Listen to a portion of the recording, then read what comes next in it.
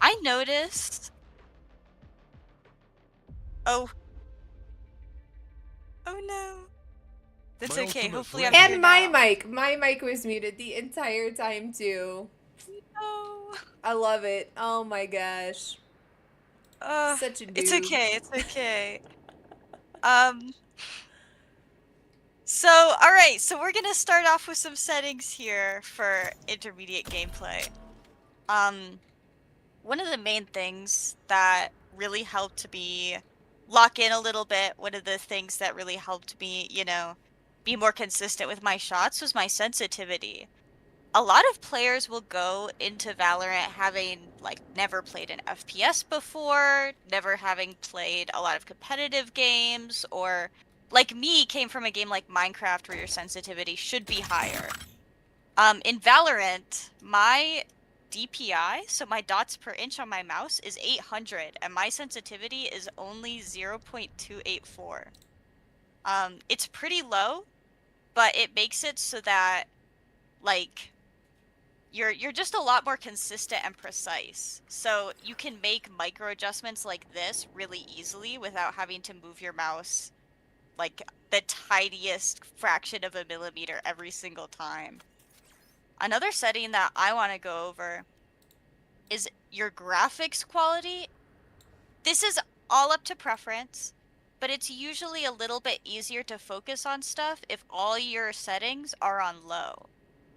If you have them on high, you can kind of see, for example, like over here, especially as I get close, some textures will load into view. It can be really distracting to have stuff suddenly just on your screen that wasn't there before. And things like this dot here, if I'm like flicking to a guy and I see this is gonna make me confused about a body being there. So if I'm trying to flick over here, like I'm almost in the habit of flicking right here. Whereas if all of my settings are on low, then I know exactly where I need to be aiming. I know exactly that I need to be on this guy's head. I just looked So, at all of my settings and they're on high. yeah, it doesn't make a big difference usually, but I noticed that my shots got a little cleaner when I put them on low, um, versus having them on high. And I get distracted really easily. I don't know about you guys, but it's a lot easier for me to focus on a guy if there isn't a whole bunch of texture in the background. And then the last one that we want to talk about is the enemy highlight color. So default is red, and red colors actually scientifically have been shown to improve your reaction time. So seeing something that's red can make you see it a lot faster than any other color, but it's harder to see in your peripheral vision. This is even more true with purple. The purple is probably the hardest color to see, so unless you're colorblind and it's like hard for you to see the other colors, then I suggest not using purple. Yellow is the one that I use, and it's the one that you'll most often see higher level players use, just because it's so much easier to see. I know, like, even if I see this cluster out of the corner of my eye, like, even if I look all the way over here and it's hidden behind the box, I can still see, like, all of them. Just because it's yellow, it's super easy for my eye to see, and it's super hard contrast against the darker body color. So those are a couple settings that might help you just a little bit with, um, making shots a little easier or stuff like that. Getting as little distracted as possible. Now, I notice your gun is on the right. My gun Mm, is on the left. yes. Why does that matter? It can matter. Valorant is my first FPS, and before Valorant, I played Minecraft. So having my gun on the right side of my screen feels really natural and normal to me. But Brittany, what games did you play before Valorant? I played Halo. I remember playing 007 on the 64. Mm-hmm. And what else did I play? I played a little bit of Fortnite before this. And Battlefield, and a lot of different FPS. And so I feel like in a lot of other FPSs, that gun is on the left hand side of the screen or the Mm-hmm. middle. Yep, that's very true. So the only reason that I have it on my right side is because I didn't mind it and I'm used to it. But I'm sure that you, having played Halo especially, like you're so used to having your gun on the left side of your screen that it probably just feels a little unbalanced to have it on the right side. Yeah, a little bit. And also, I heard if you're like right eye dominant versus left eye dominant, then that can also affect how you shoot and which side your gun is on. So if you're right eye dominant, you see predominantly out of your right eye, then having the gun on the right is going to block a lot of that view on the right hand side. And your Mm-hmm. natural shooting ability is going to go down because everything's getting blocked a little bit easier out of that main eye that you're trying to see out of. Wow. I didn't even know that. That's Fun really fact. interesting. This is science. Yeah, We're getting I've tried to scientific with switch. this.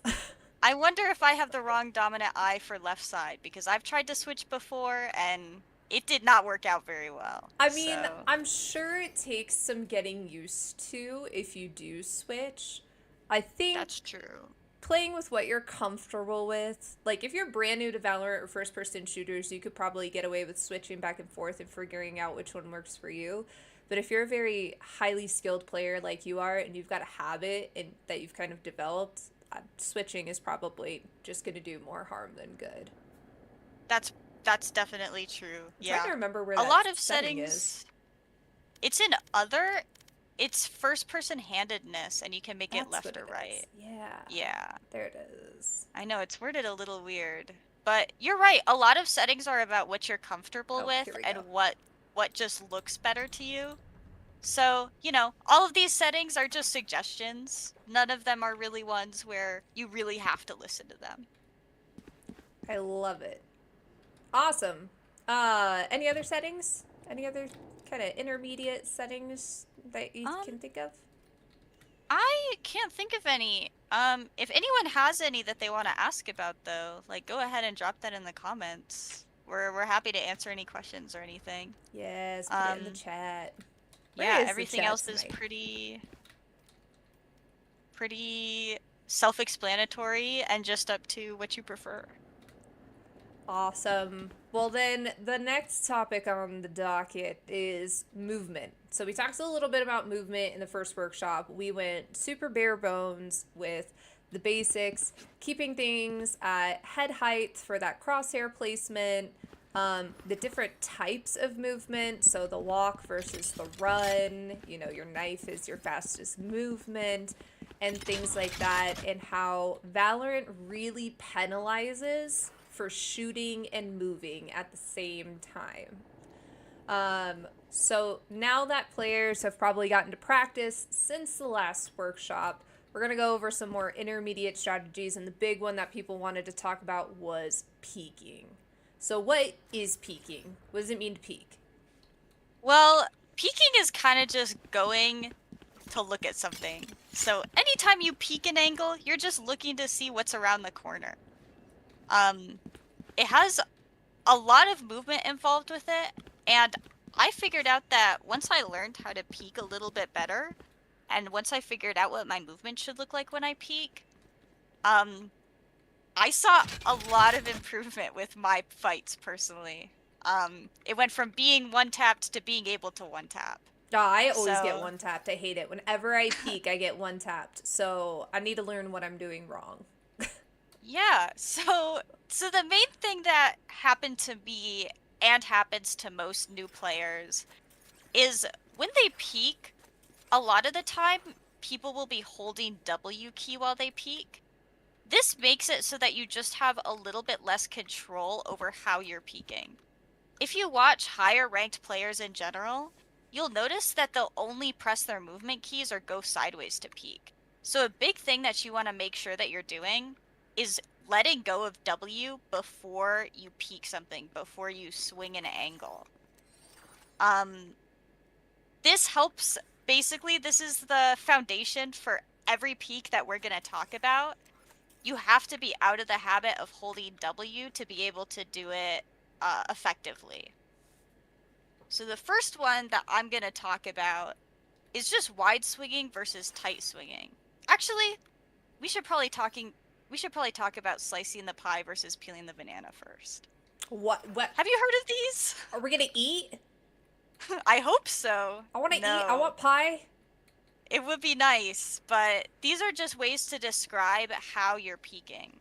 So, a lot of Interesting. the time, you'll notice that when watching people that have a little bit more experience in Valorant peak, you'll notice that they'll take a second to stop before they peek an angle. They'll put their crosshair on the wall in front of them instead of over here, and then they'll use just one fluid movement to peek. Doing this is called slicing the pie. Essentially, what you're doing is you're taking a slice of your vision across the wall from here to over here, and you're making it so that you're only revealing this little slice of your vision every single time you peek. So then I want to do it a second time. So I make sure I line up my Ah. crosshair here where they're gonna be, right? Because if I'm over here and I peek like this, I always have to move my crosshair this way. But if I place my crosshair here first, then I don't have to move my crosshair at all when I peek. And there's a chance that they'll just be standing there and I can shoot them right away. That's probably what I'm doing wrong. Maybe a little bit. I had a lot of problems with that for a really long time. I think I must have been gold before I got out of the habit of just going like this all the time. And started going like this more. So the next thing that I'm going to talk about is something that is probably more natural for you and is actually a pretty good way to peek an angle a lot of the time. And that's peeling the banana. So instead of taking a slice of pie every single time you peek, you're going to be actively peeling the banana from the side. So you're going to trace, it's usually called tracing the edge, but I call it peeling the banana, and I've heard it be called peeling the banana, and I think it's really funny. So Peel, I call it banana. that. Peel, peel, banana. I Reminds me love of that camp. song. Okay.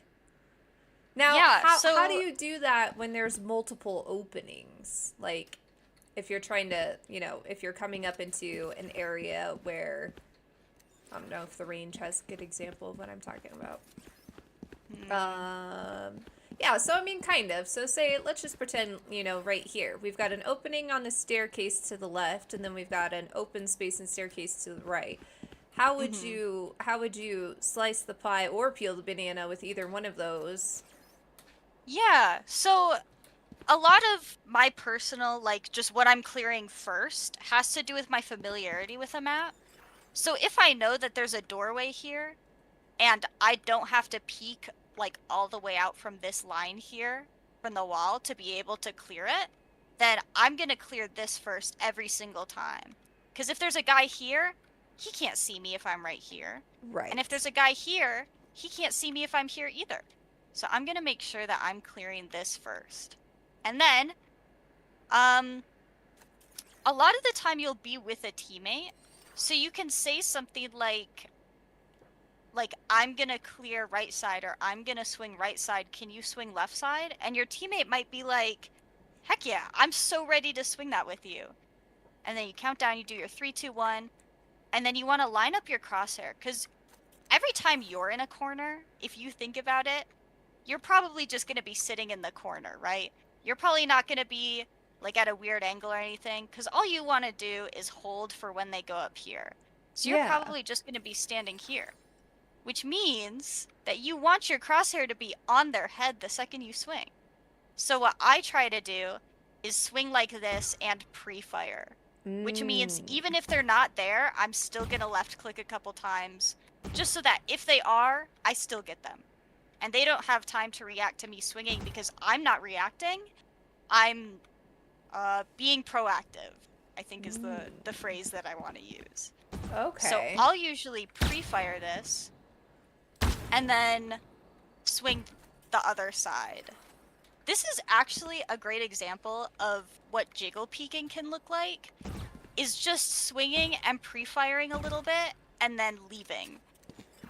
Jiggle peeking is kind of what it sounds like. you're just going like this the whole time.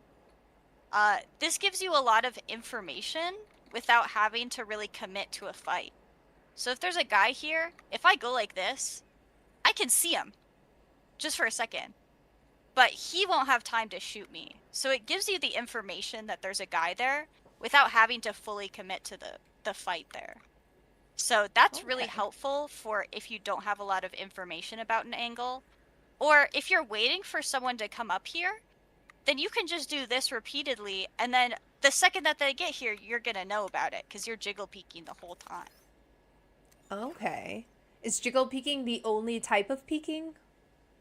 No, What I other? like jiggle peeking a lot, but jiggle peeking is definitely not the only type of peeking. What other There's types just of peeking are there? regular, there's also regular peeking. There isn't really a name for this. It's just slicing the pie essentially, but like maybe just doing it for one angle, because you can slice the pie just for one angle. Okay. You want to make sure that when you're peeking, you're not holding W while you peek. I said this earlier, and the reason for that is you peek slower because instead of just going straight this way, you're going diagonally. So it takes longer for you to be able to see past an angle than it does for the guy that's holding you, assuming that there's somebody holding you, to be able to see your shoulder.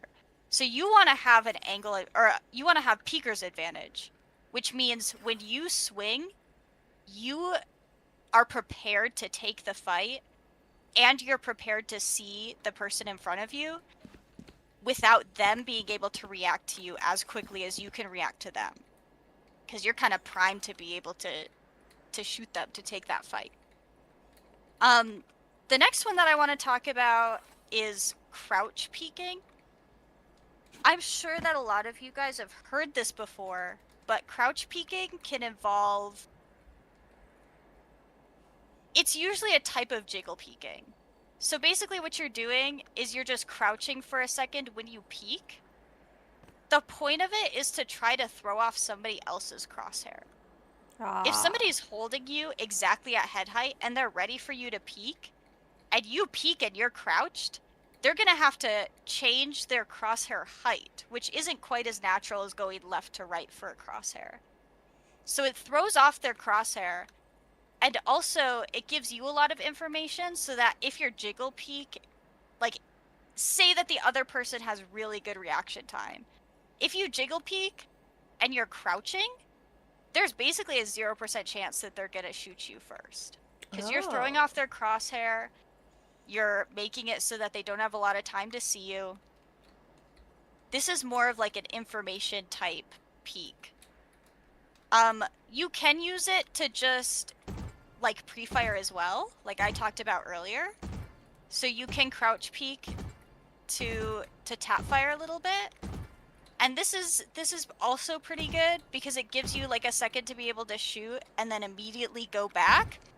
And they aren't going to have a whole lot of time to shoot you. And even if they have good reaction time, they still have to aim lower than they were before because now you're just crouching as well. I feel like you're so smooth with that. How do you just like go in a straight diagonal when you do I've it? I've practiced a lot. um I I actually recommend just going in the range by yourself or in a custom by yourself and doing this over and over until you feel like you have it down. Like, this is a really good way to get used to movement in general, is just doing the same thing over and Over and over. over And and then if over. you, yeah, yeah. If you mess up, you know, do it a couple more times until you don't mess up. Um, there's jump peeking as well. It kind of has the same idea as crouch peeking, where you get to get a lot of information. You get to throw off their crosshair by jumping in the air instead of crouching. Um, That seems dangerous. and it's kind of fun. Jump peeking? Yes. That seems like Uh, that seems like I a good way to wouldn't. get shot. I. It. So, jump peeking, you have to make sure that you're unpeeking too. If you were just jump peeking like this, then yeah, it would be You're super just like, easy to get ah. shot. So, the way that I do this is I hold, for example, W and D, I jump, and then I switch to ANS while I'm in the air. So this is Oh, kind of okay. difficult at first. I think it took me like 10 minutes to actually get used to doing it. Um, but the idea is that you're doing another like jiggle peek, but you're making it so that they have to flick their crosshair up diagonally to be able to shoot you in theory. Yeah. And it can be really irritating for them. And once you learn how to do it, it's pretty like you don't really lose the habit of it. Whew. So I like to jump peek. Um, if you find that it's a little bit too difficult for you just because it's like such a fast movement and it's a little bit precise sometimes, then, the regular jiggle peeking or crouch peeking can totally work as well. Um, you still have a lot of options. And then the last one I want to talk about is I'm not good whether at that. you're peeking tight or peeking wide. So Ah. I've noticed that a lot of people in really high ranks tend to peek things really tight. So they'll hold a tight angle like this, or they'll swing really tight instead of swinging really wide. The reason for that is the wider you peek, the more of your vision you're exposing, and the more you would have to move your crosshair if there's a person farther away. So the only time that you want to think about peeking wide is, say you're running out of time for something, or you're hard hitting a sight, and you just don't have time to swing and stop every single time you peek something. Okay. So a lot of peeking is really situation based. If you don't have a lot of time, you're not going to be peeking stuff like this. You're not going to be, jump peeking and then slicing the pie on every single angle. So you want to be able to figure out how to wide swing without it being super detrimental to you. Something that I like to do is moving and then stopping. It's like slicing the pie, but you're doing it a whole lot quicker. So your crosshair barely even touches this wall when you're moving. I'm kind of peeling the banana, and I'm making it so that if there's a guy somewhere, my crosshair is further to my right than it is to my left in comparison to this wall. Because if I'm moving my crosshair to the left and a guy appears on my right, I don't want to have to change the direction of my crosshair. I don't want to have to move my mouse in a totally different direction than I was already looking. Right. So, especially if you're in a hurry and you're slicing the pie, or, maybe you're panicking a little bit. I know ranked anxiety gets the better of all of us. I Just try panic. to make sure. Yeah, I panic all the time. Um, but it really just takes a second to try to make sure that your crosshair is just make it so that it's a little farther out so that you can move your crosshair, you can just keep moving it in the same direction as you already were. It just makes it a little bit easier to be able to clear stuff. Okay.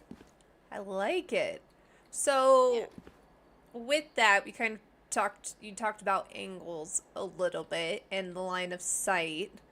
Mhm. So, what are specific angles that they should be looking for with peeking other than just the head height crosshair? Is there anything? Yeah. I would say that specifically this is actually something that I think is extremely important, and by itself, like, this can get you up a rank, like, just by doing this. When you're peeking through a smoke, if you're here, I hate smokes. you can't see anything, but the person in front of me, in front of this smoke, can see my whole gun sticking out. So, Oh. a big way to prevent this is by using our peaks. Let me place this in a slightly better spot. I was gonna say, can we be in the range together? I can't remember. We could be in a custom, I We guess. could be in a custom. But then we'd have the rounds and stuff. I was just gonna say that for showing the smoke. Like I could look at you in the smoke. We could pause match timer. Oh, Here, let me yeah, let's do that. invite you Let's do that. to a custom really quick. That way we could see the smoke view too. It's a good idea. All right, get in here. Join. Perfect. All right. I would say just pick an agent that has smokes or something if you wanna do some smoke stuff. Okay. Or if you have examples with, you know, an initiator or something. I am the beginning. I'll be Omen. I am the end. Sounds good. I think that's the only smoke I think I have unlocked. That makes sense. For my son. Omen is really fun to play. I know he likes playing it. He does.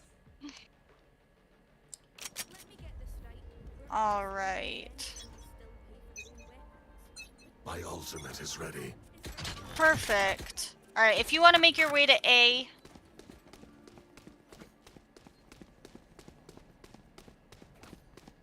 I never know what my ghost key is, so I always have to manually run all the way over here. All right. So you can see if I'm this close. Can you see my gun? Oh, I see a little thing peeking out. Yeah, I see like a If I little get even orange. closer, Oh, yep, I there we can't go. see anything. But you can see my weapon still. So a big thing that I want to talk about especially is how we're peeking out of smokes. So if I peek out like this, then you see me faster than I see you because you can see my gun when I walk Coming out. Yeah. Especially if I'm slow walking out of the smoke. So what you want to make sure that you're doing, now this is a little bit easier, especially when you have teammates that can look on either side for you. But what you want to make sure you're doing is peeking sideways. So if I go like this, like you can't, can you see part of me right now? No, I can't. Yeah. I'm sideways and I can't see because I'm in the smoke. I'm in the wall of the smoke, which means that I have a lot more control over when you see me. So when I peek, I want to make sure that I'm looking in a direction where people will most likely be. If I'm looking this way, man, I'm looking at like 1/30th of everywhere that I could be looking. Yeah. If I'm looking this way, I can see all the way into tree. I can even see a little bit of Jen. I'm looking at a place where somebody will probably be there. And chances are somebody's going to be holding from this side too. Correct. So when you're peeking through smokes, we want to make sure that we're peeking sideways. And you can flick really fast outwards too. If you know that there's a guy, like on Jen, for example, you can peek out really quick and then flick this way, and you're already looking at him. He'll probably have an advantage over you, but he you can't see you counter faster than you can see them. Yes. Yeah. So we definitely want to make sure that we're doing everything that we can to make sure that we have an advantage in some way, or at least a little bit of an advantage compared to what we had before. That brings me to my next idea, which is a line of sight. Now, when I say a line of sight, I don't mean like the outlines of the bomb site or anything. I'm talking about a literal physical line of sight. So if I'm over here and I put a smoke here, I'm basically making, it was a little not deep enough, but I'm basically making a wall here, right? So Britt knows that if I'm main and she can hear me main, then all she has to do is hold this smoke, and she knows that I have to come out of this smoke somewhere. She already knows that I can't just phase through the wall over here or anything. I have to come out of this smoke. So you're making a perfect little line where she knows where she has to be looking. It's also a little bit easier for her to be able to shoot me if I peek out of this, because it's so perfectly lined up.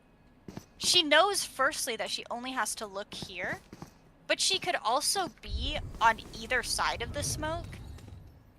And she's making a perfect line. Look at this. There's a perfect line from me to her.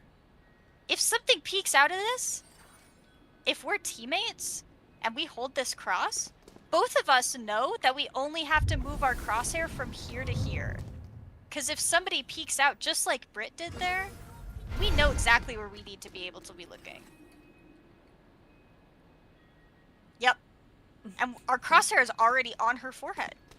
So we want to make sure that when we're lining up our smokes, especially as controller players, we're making a physical wall for them to have to push through.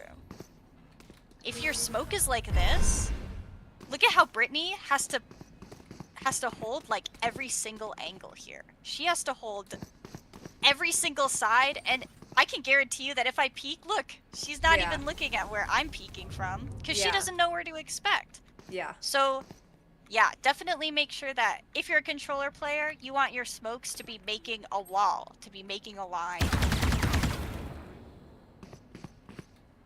Yeah. I was trying to make a wall, but that didn't work. I saw the vision. I saw the vision.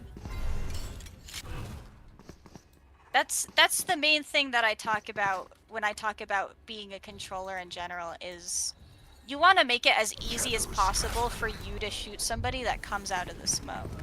This is a perfect smoke, because she knows exactly where I'm going to peek from. She's already looking basically at where I am, regardless of which side I peek from, because she knows that she doesn't have to move her crosshair very far. And she knows that I can only come out of this specific angle between these two walls that she already made a choke point. That's crazy. I never knew that. Really?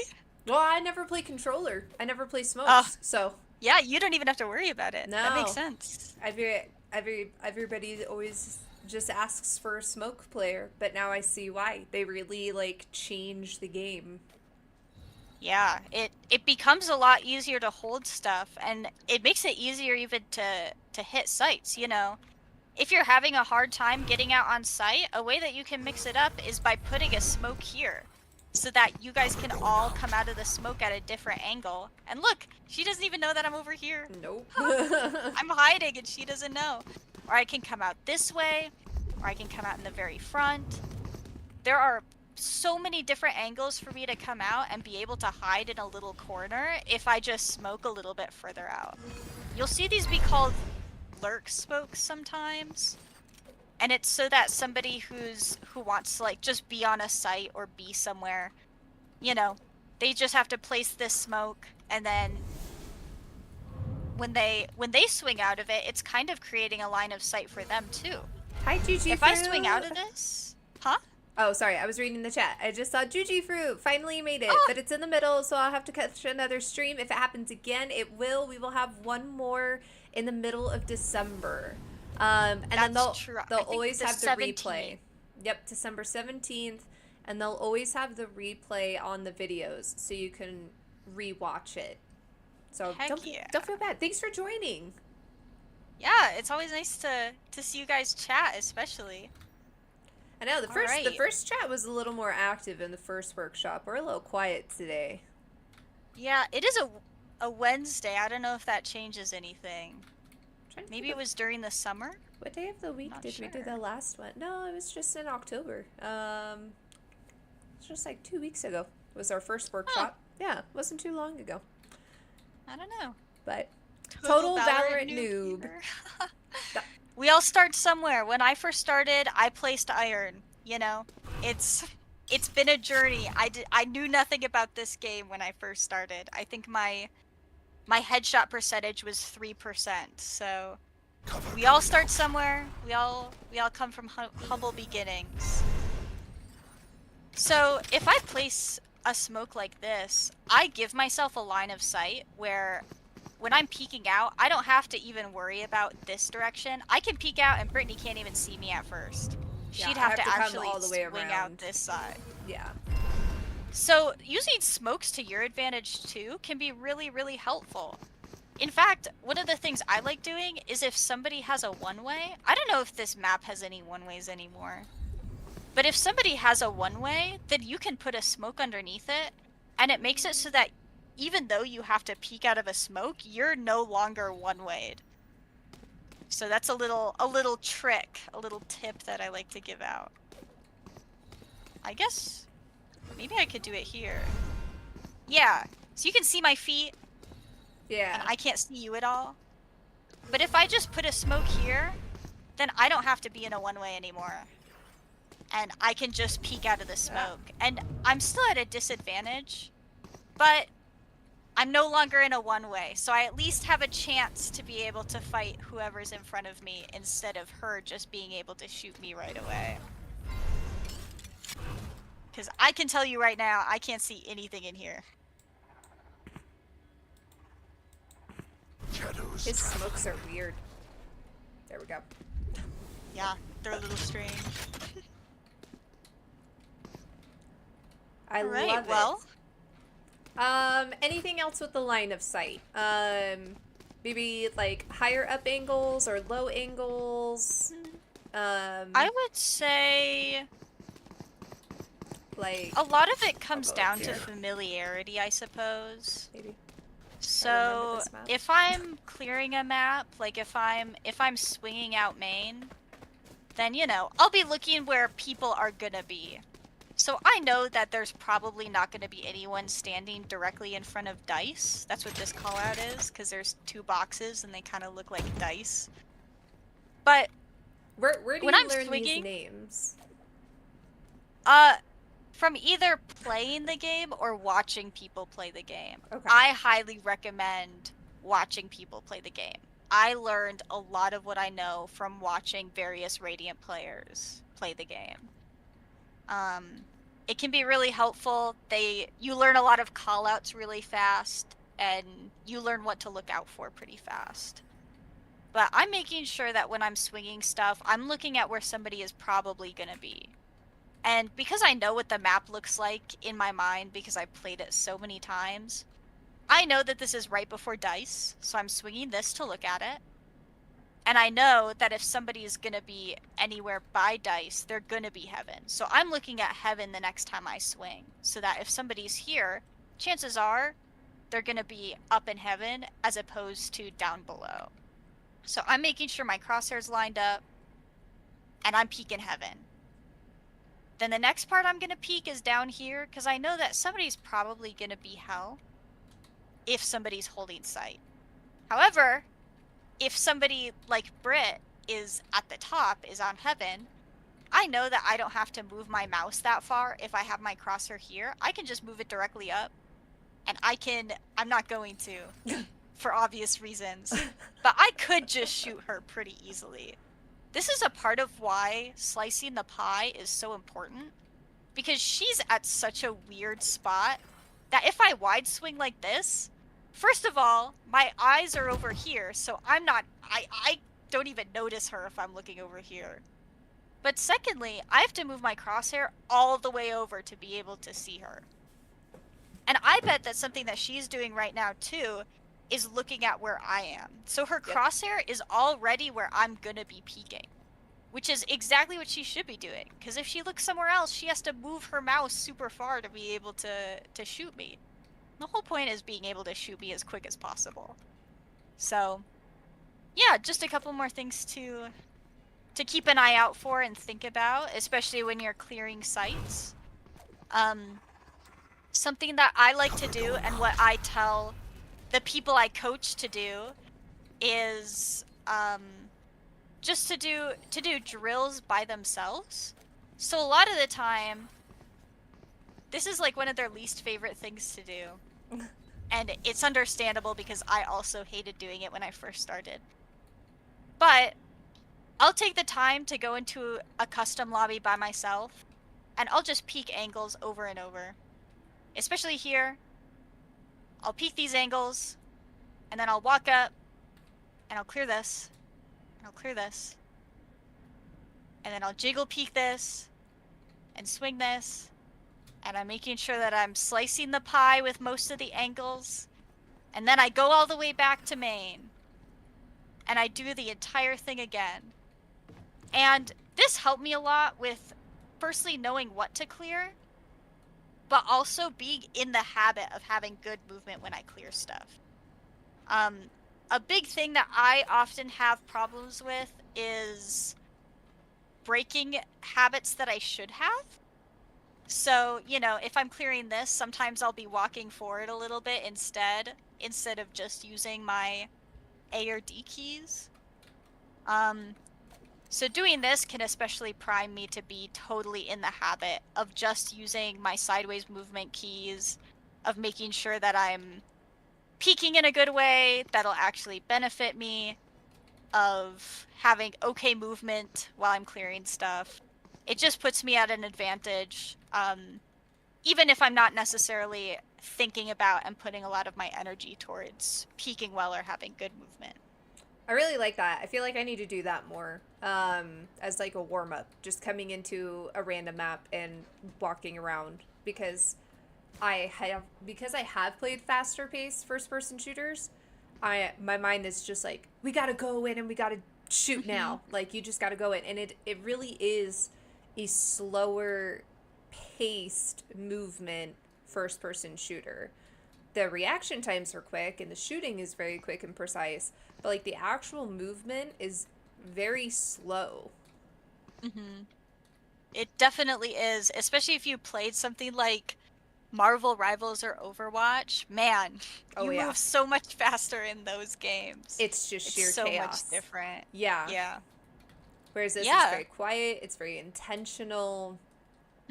That's also why I like, you know, like 1v1ing my friends sometimes, or going into a death match and using it really intentionally. Um, Most of the reason that you have deathmatch is because it's a slower paced environment where it like gives you grace. You don't have to worry about, you know, losing ranked rating or I've dying never at the heard beginning of every round. I've never heard deathmatch being called given grace before. Um, you definitely spawn in places that are Maybe Val is more my speed than Overwatch then. difficult. Quite possibly. Yeah.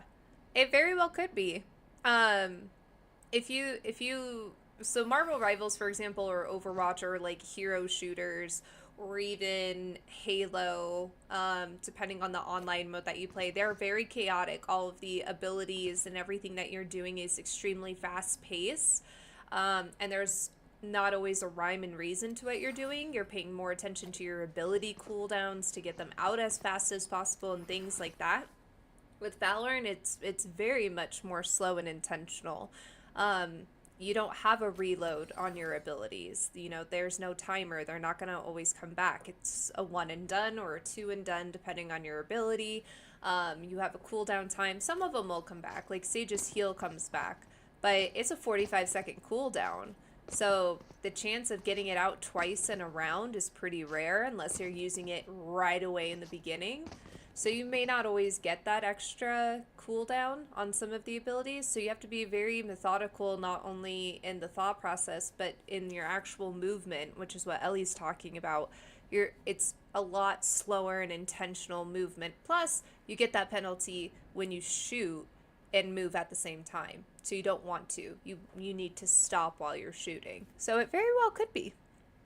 Yeah, you know, that's actually why I still have my shooting error graph up, because sometimes when I'm playing ranked, I'll notice that something missed and like my bullet went behind me, and I'll be like, what the heck, what just happened? But then when I look back at the VOD, especially if I'm streaming, or if right away I happen to look up, I can see that I missed because I was moving while I was shooting. So I really like to have this up here. I'm going to expand mine really quick because I have it kind of cut off from the. Oh, that's not what I wanted. Is it? I don't even know where it is. I've got mine up. It's in stats at the bottom. It's shooting error. Yeah, it's a good thing to have. I put it up especially when I realized that I was having a lot of problems with moving while I shoot.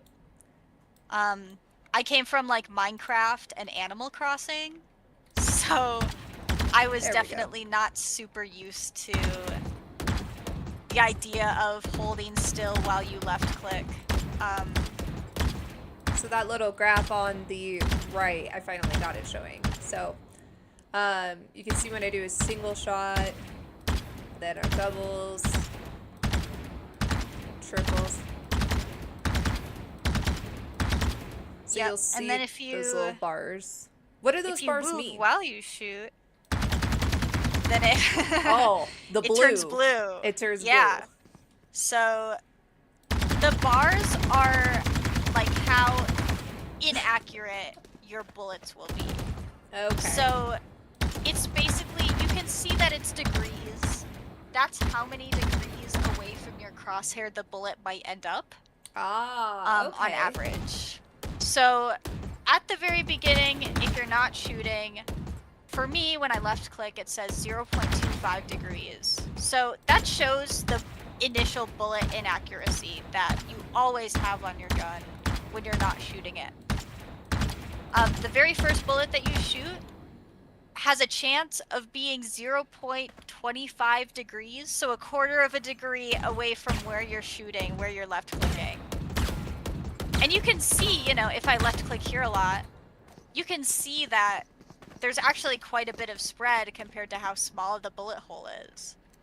And that's what's being shown by your graph. Versus, you know, if I hold left click and I'm spraying, it's a whole degree away on average from where I want to be shooting. So something definitely, and if you're moving, you can see it goes to be 7 degrees, which is really far, and you can see with how Brit's shooting the wall, if there's a person in front of her, she is not going to be shooting them. Yeah, we showed that last time in the range of just kind of shooting at the wall, and you could see those bullet marks. But then when you start moving, just how chaotic it is, and it's nowhere near the head height. Yeah, and it's, even when you're just spraying your gun, you know, you can see that if you just start spraying, your first, you know, 6 or 7 bullets are gonna be pretty accurate, and then everything else isn't gonna be. So, something else that you might want to work on is being able to tap, which is something that I like to work on when I play death matches. You know, being conscious your entire death match is really important.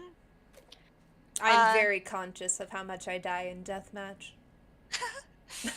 I don't know about how much you're dying, but being conscious of your mechanics. So how okay. you're moving.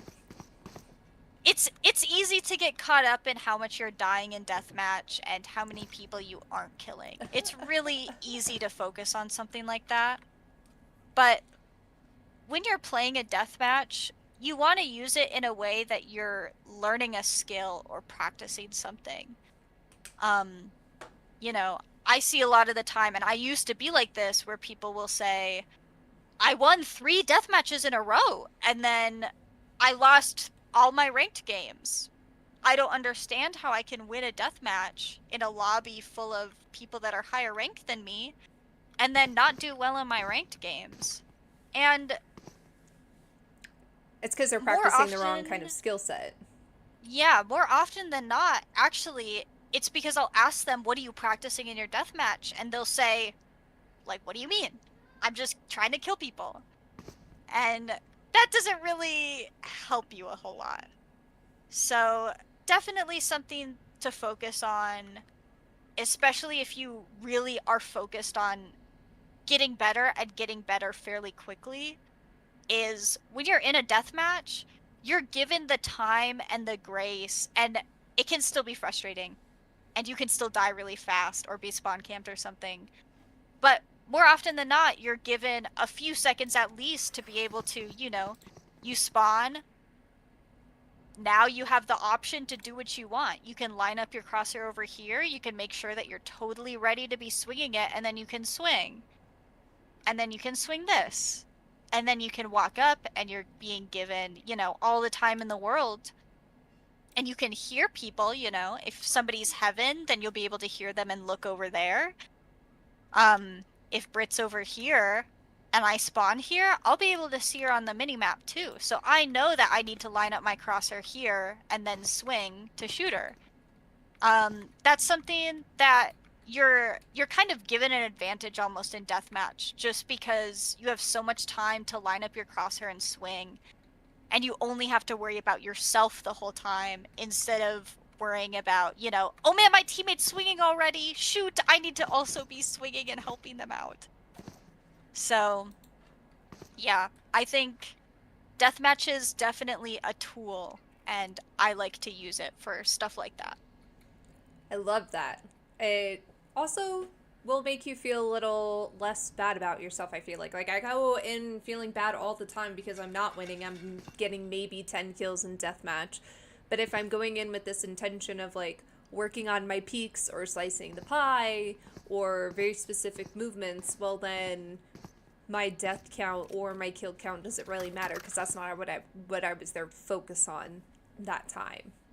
Yeah, and it's funny that you mentioned that. I'll have, the kids I coach, or sometimes I'll do this myself, where if I feel like I'm missing all of my shots, even if I'm being really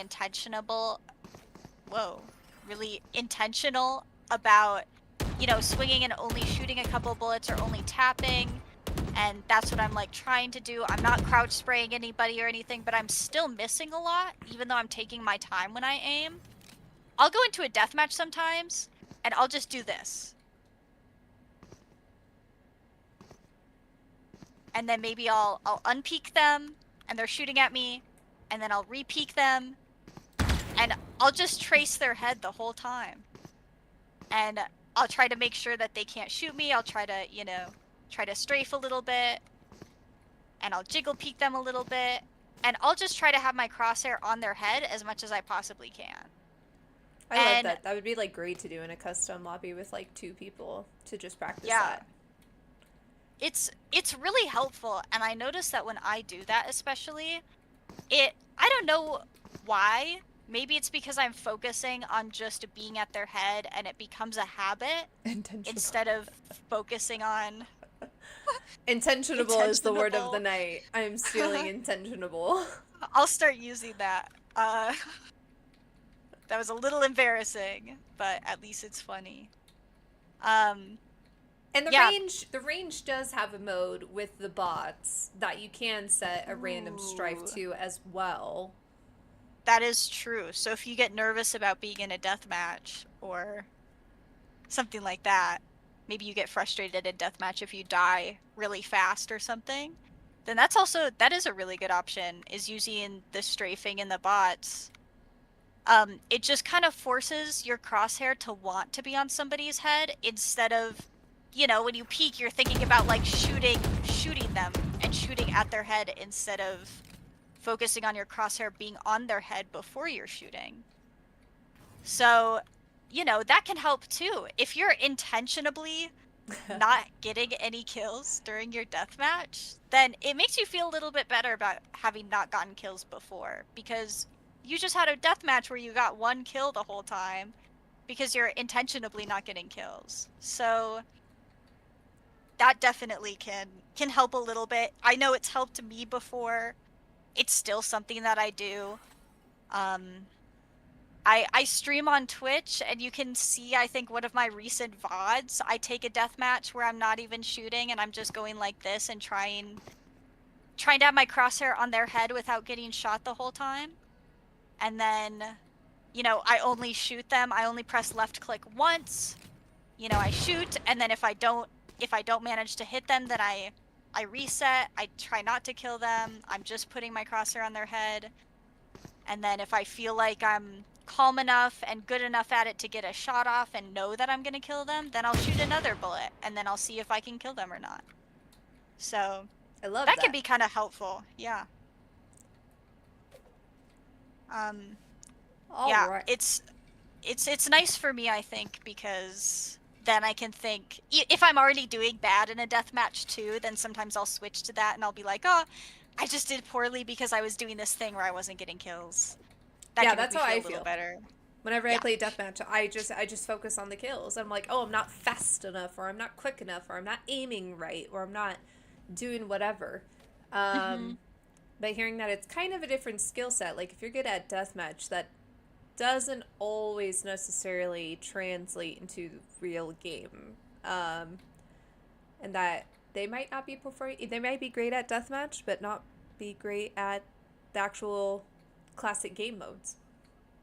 Yeah. Yeah. I notice that a lot, especially, when newer players think like, oh, I can sit in a corner in a deathmatch. But in deathmatch, people aren't really clearing corners. They're swinging stuff to try to get kills or try to find people to focus on whatever they're practicing.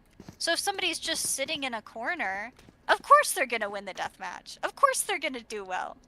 So making sure that you're not doing stuff like sitting in a corner, maybe you have fun doing that. That's totally fine. But That if you're definitely playing, brings me back to Halo.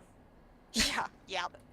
But if you're playing deathmatch to get better at something or to practice or warm up, then making sure that you're not playing in a way that you're getting a lot of kills that I don't want to say aren't deserved, but aren't really indicative of how well you're actually doing when being given fights or something like that. I like it. Alrighty. Yeah. Small pause. Small pause for a reintroduction. Because when we started the stream, everything was on mute and silent. Because I forgot to hit unmute. That was my fault during our introduction. So, small reminder that there is a $25 gift card merch giveaway that the Gamers is doing. So, all you have to do is click the link that they pinned in the top of the chat, and you can win that $25 gift card to their merch store. And then also, just a reintroduction to me and, of course, to Ellie. I'm Brittany, aka Pink Brit, and we did the Sips and Strats a couple weeks ago for our very first workshop. We learned those awesome foundations. That video is still on the Gamehers channel if you guys want to watch it and go back down to the basics. But Ellie, aka Miss Poof here, is my wonderful friend. She is also my son's Valorant coach for a children's esports program. So she's super knowledgeable.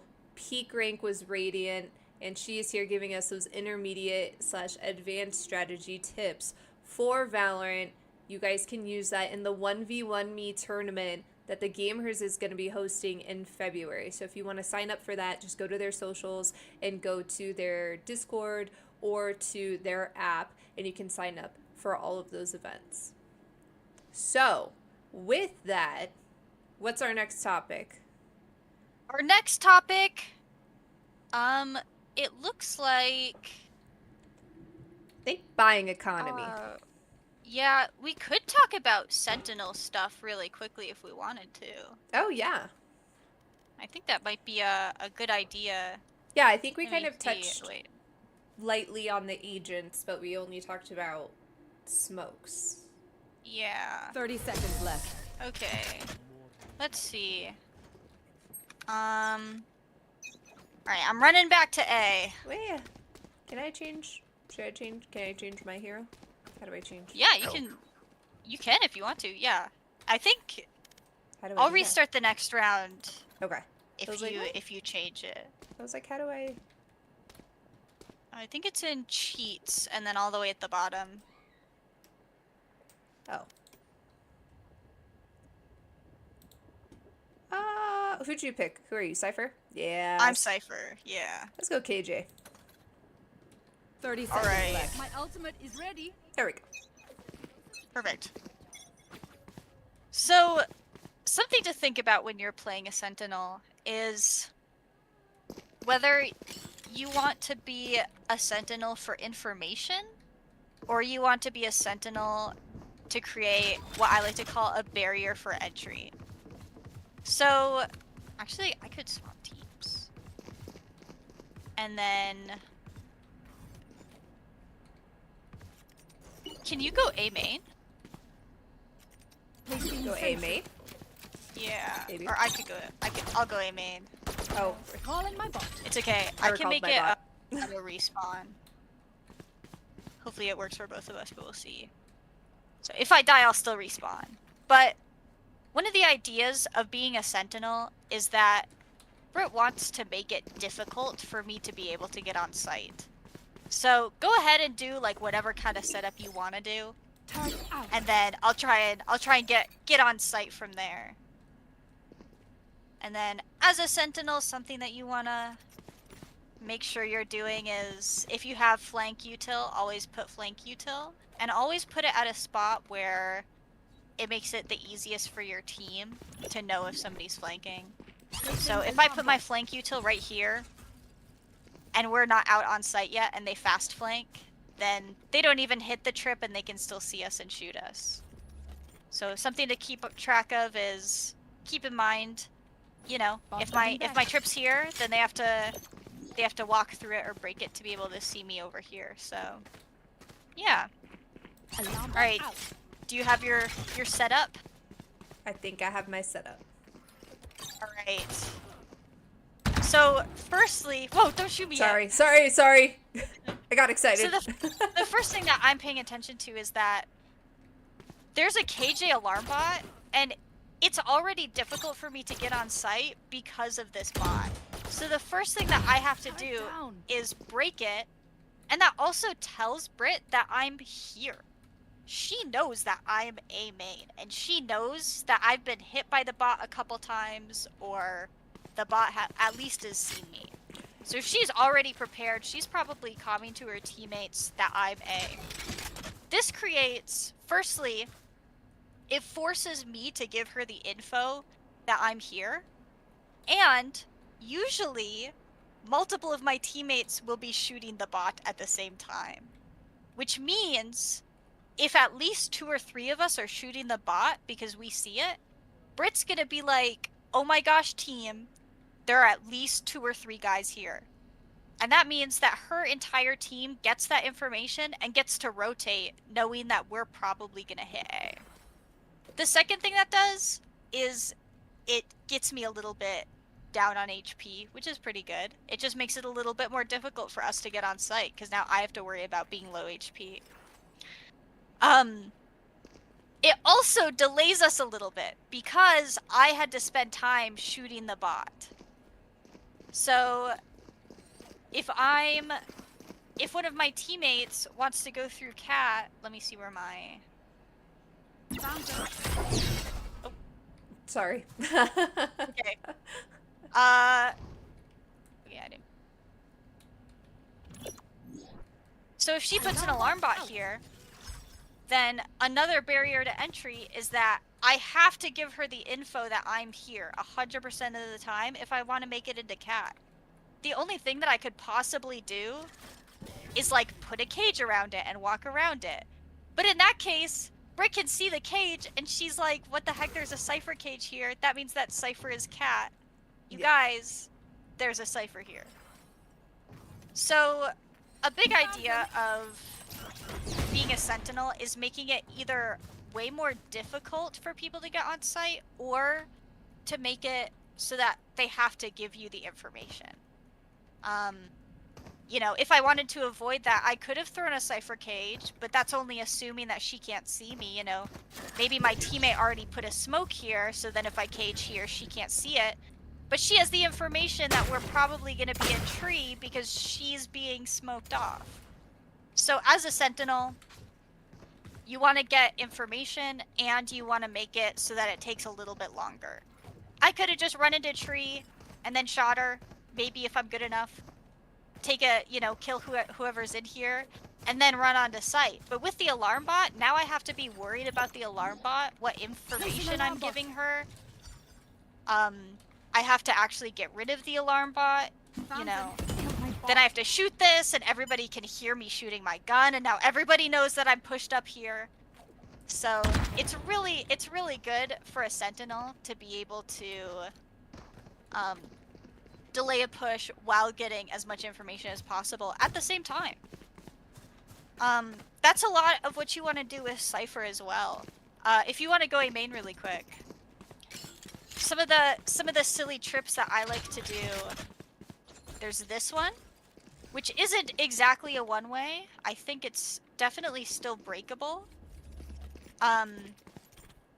But it's hard to break, and she'd have to peek out a little bit. I think that this one is a little bit harder to see. So if you peek out here and look at this trip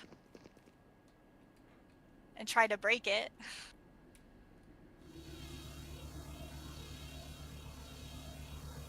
Yeah, that's hard. See I how can't. much time yeah. she has to take to be able to find it? And then she gets hit by it. Yep. So now I have the information, even if she's slow walking, that she's close enough to be able to shoot it, and she has to take all the time in the world to be able to shoot it now.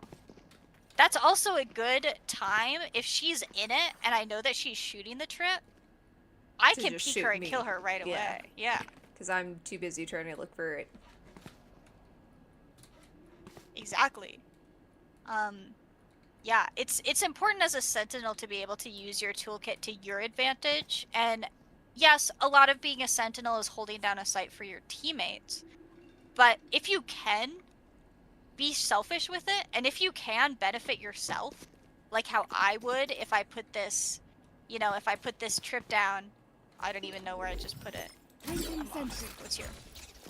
You know, I know that if I put this down, and I'm listening for Britt to be able to go into it or shoot it, then I know that I can shoot her right away, and I'm already full swung before she can look at me. So being selfish is a good thing in Valorant. Being selfish can win you rounds. You know, if it gets you a first blood, that's great. That's perfect. Yeah. Using your abilities to your advantage as well as your teammates' advantage is definitely something that you want to be thinking about as a sentinel. It's a slightly more complicated role than it seems at first, I think. Oh, definitely. Mm-hmm. There's I know- not a lot of glory with it, like there is for DPS.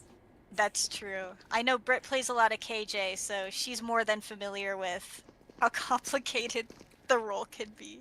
Yes, KJ and Sage are really my mains. I am definitely a hang back and defend. Probably a little too long. Way more often than not, I'm unfortunately the last person standing, and that's never a good thing. Because I can't take on a team by myself. I'm either the first guess down or that's the fair. last down. That's like really how it goes for me. And that's how then- it goes a lot for Sentinels, too. Which is kind of okay, because that information goes out to the team, and then sometimes you just got to make the sacrifice, so. Yeah, for sure. It's a really important role. I think every Habits- role is important, but I think that could be a good well, do you have any more agents stuff? I 'Cause- don't think so. Because I was going to say that's kind of a good transition Bot coming into some gameplay concepts that we wanted to talk about with attacking versus defending. Because, for example, as a Sentinel and as KJ, if we were defending, I would put my bot up here like we had, you know, to let me know if somebody was coming site A, even if I am, you know, coming towards the mid, as long as I'm in range, you know. But if we were attacking, I would probably be using my bot for flanking and to make sure our team's back is covered. So where do you want to start with attacking and defending strategies? That's a good question. Let's start with attacking. What Okay, is as a refresher for some who have never played Valorant, what is the point of attacking? What does attacking mean? So when I attack, let me grab my objective because I left it in my spawn. When you're attacking, basically the only thing, or the main thing that you should be worried about is planting the spike. You can win the round even if you don't kill everybody on the opposite team, just if you have the spike planted. So I have the bomb in my hand. I don't know if you can see it from here, but I'm holding it. This is probably the most important part of the game. The It entire is reason the most important part of the game. I don't care My what bad, anybody says. is the most important part of the game. It's not the ace, it's the spike. True. You can always win just by planting the spike. So even if all of my teammates are dead, or, you know, even if I'm also dead and everybody else on my team is dead, as long as I have the spike down and they don't defuse it, then I still won for my team. I still won us the round. So it is And really important. You're you right. give everybody those credits when you plant the spike. So instead of it's just 300. for the entire team. And that's, Yeah, I think, everybody gets 300. so that's the only way everybody can get points other than a round win. Those are the only two ways everybody gets points. Otherwise, it is based on your eliminations. Yeah, and actually you'll notice if you watch other people play the game, or sometimes your teammates, even once you've won, your teammate will still go to plant the bomb after you've won. Because even if you already won the round, it takes, I think, 4 seconds to plant the bomb. Yeah, it takes 4 seconds. So as long as you get the plant down, your whole team still gets the extra 300 credits. Yep. So it's really important to be able to plant the spike, even if you've already won the round, even if, you know, everybody else on your team is dead. Whatever happens, you want to plant the spike. Exactly. Yeah, so the whole objective of being an attacker is to get the spike onto site. That's basically the only reason that interactions happen in Valorant, is because if I don't get the spike down, then I lose the round, and the defenders win. So And it's how time based, so I have to do it fast is. too. how much time is in a round? Um, 2 minutes? is it a minute 40? Minute 40? I know, I just looked up. I think so. Yeah, I think that's 45? what it is. 40, 45? I think it's a It's not me a lot check. of time. round length. It is a minute 40. Okay.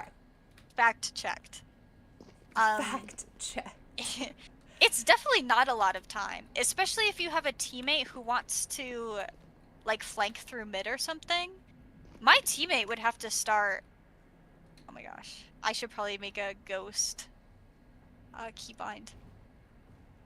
I would have to start all the way over here, and then I would have to manage to make it in a minute 40 all the way up here, which means I need to go all the way up through mid. I need to make sure that nobody's gonna shoot me from here or here, Alarm bot.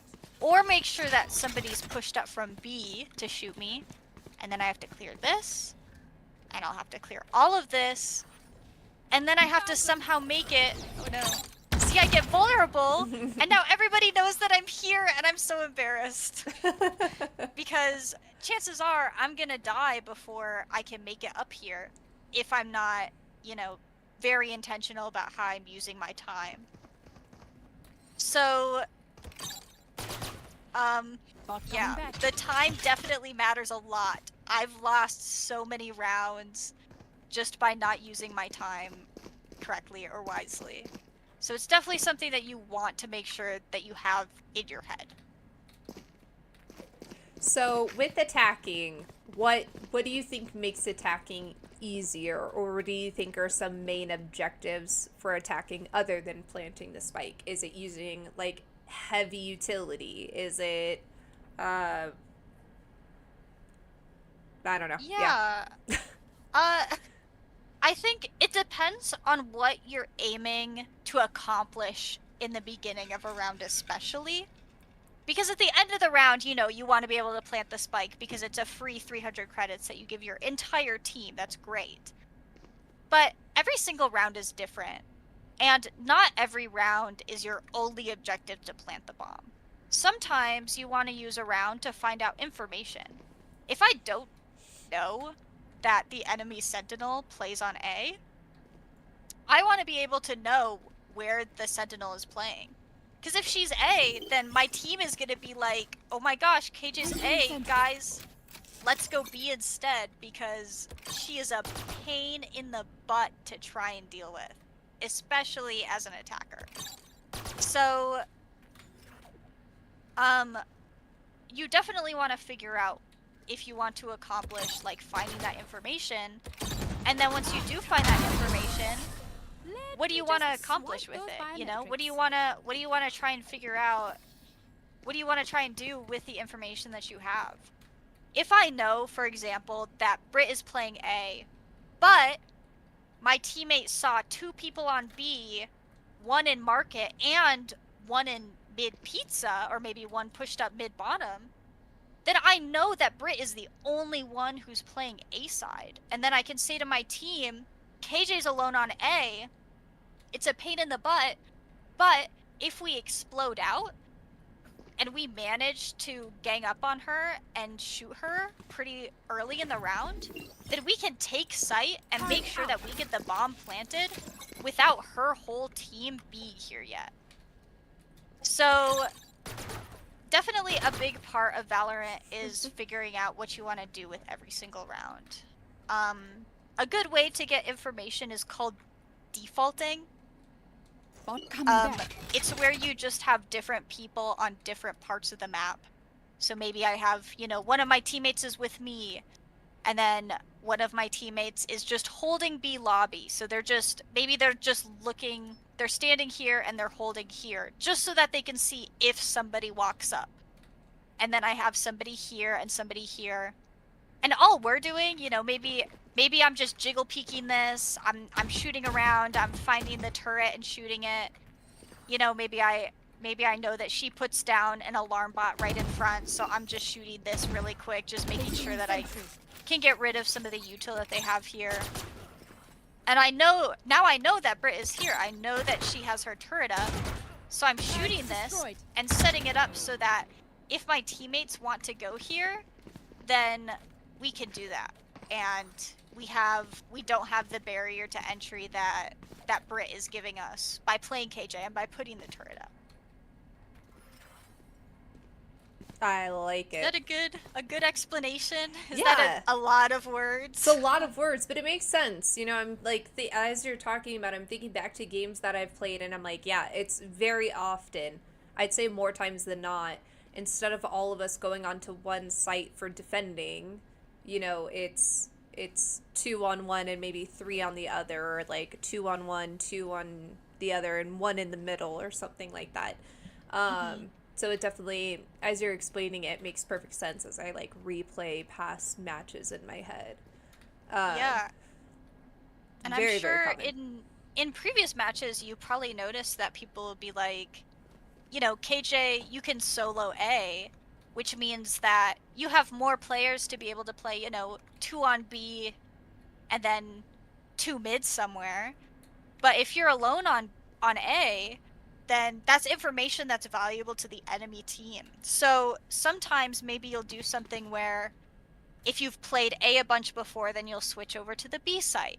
Correct. Because we don't have the information that we need to know that you're going to be playing B this round, because we have no idea that you switch up. Maybe you played A, you know, 7 rounds in a row, so we think you're just going to be A again. Or maybe you've soloed A every single round, and then your teammates are like, you know, you're having a hard time holding it by yourself, so let's all play A this round. And we don't have that info still, because all we're doing is hitting A over and over because we know that you're here. So it's beneficial for you guys to be able to mix it up a little bit, you know, maybe 5 stack, especially if you guys have the information that all 5 of my team goes A main every single round. Yeah. Then you know that nobody's going to be looking anywhere else, and you know that we're all going to be here and not expecting your team to be here. I definitely feel like as an attacker, like as a team, a big goal is to keep them guessing. Like you want to break up the pattern too, unless it's just incredibly successful. I have played games, I feel like, where you know they're going B, but they're just doing so well at taking out the entire defending team that they keep going B. Yeah. And so it's either A, keeping them guessing, or B, finding out what you guys do really, really well together. Yeah, I think that information is definitely one of the most valuable things that a team can have in Valorant, regardless of if they're on offense or defense. Yeah. So being able to sabotage their information by switching things up, or, you know, maybe you put a turret on A so that my team thinks that you're playing on A, but then you're playing mid instead, you know, something like that could especially help with sabotaging the information that we have and what we're assuming based on what we see. Placing sentry. So how does I don't know if baiting is good to talk about now or destroyed. after. We can talk about it. Yeah, we could talk about it a little bit. So, Britt, what is baiting? It sounds like it's when you're trying to bait people to do something, like you're trying to manipulate them. You're trying to make them do something that you want them to do so that you can eliminate them, is my guess. Yeah. Yeah. So that's pretty close. When you're baiting someone, let's do you want to bait me really quick? I don't know, maybe. All right, let's go main. Okay. And let's pretend that there are people Spike spotted A. on the A site and we're on offense. Okay. Like together? So we're on the Wait. same team, Oh, we're on the same team. offense. Okay. Yeah. Let's say that I'm low, so I say, Brit, bait me please. And you say, okay. Okay. And then, so I'm ready, I'm peeking first. And the idea is that I'm trying to get information about where people are while I'm baiting, while she's baiting me. So let's say I swing this, I die, I'm dead. Here. From the guy that's right here. You can see where his bullets are coming from. I'm dead. But because you know that he's there, you can immediately swing for me and you can shoot him back and trade. So a really good instance to bait is if I'm really low and I know that if somebody shoots me once that I'm dead, then I can use that to my advantage by just letting them shoot me once. Or, you know, trying to take a fight but knowing that I'm probably going to lose it.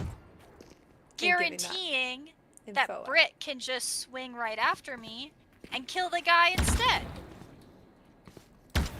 So something that you can do is you can bait yourself or you can bait other people. So I'm the example of baiting myself. I'm saying, Brit, please bait me. I'm gonna go in. I die. She gets a trade. It's perfect. You can also be like Brit and bait your teammates. This is a good option if you notice that one of your teammates wants to play really aggressively and is dying really fast. That might be me. I'm thinking of more like not caring about the fact that they're dying. I'm sure that when you die, you're more like it's an accident and you're not really I definitely care. super focused on, yeah. It happens a lot. But I do care. It happens to me a lot as well, unfortunately. I'm prone to being first-blooded. I always die first. But you know, maybe your teammate will swing main, like maybe you're on the defending team and your teammate keeps swinging main and getting no kills and dying. And then you ask them to stop. You're like, hey man, can you stop dying right away because it's a 4v5 every round? And they're like, no, I want to get kills so bad, but they're just not winning. You could just bait them. They die first. The enemy knows that your teammate is going to swing this and die every single round, but they don't know that you're going to follow up with it. So maybe you could use that to your advantage and swing right after your teammate. Your teammate shoots something, not the enemies, they die. You can just swing right after them. You know that they're only expecting the one guy to peek every round, so you can probably get 2 kills just by peeking like that, just by baiting your teammate. You know, use it to your advantage. It's frustrating when your teammate is like essentially throwing. But you can use it in a way that benefits you. I think this has happened to me a lot now that I'm thinking back. I think people literally do this in my games. But I'm the baiter. I think I die so much that they're like, yeah, I'm just gonna follow her. And then when she dies, we're gonna shoot whoever's shooting at her. I mean, maybe I'm the a duelist bait. would be a good role for you then. You know, as a duelist, usually when you entry, you're baiting yourself for your team. That's what an entry is, you know? You get on there, you get as many kills as you can possibly get, and then when you die, your teammates can trade you. Maybe Maybe. maybe that would be a crazy switch up. That would be crazy. That would be That'd be crazy kind of to try. interesting. That would be.